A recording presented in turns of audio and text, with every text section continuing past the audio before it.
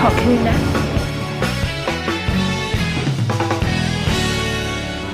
อยู่กับรอยน้ำตาอยู่กับวันที่ฟ้ามนไม่มีสักคนจะเห็นใจ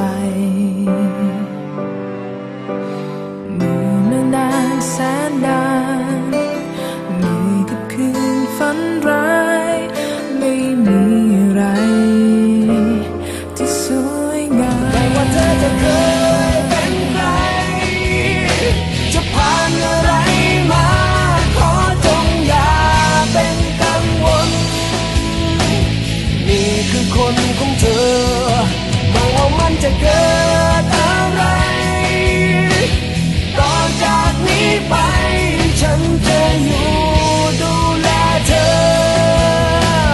ด้วยคำว่ารักด้วยใจ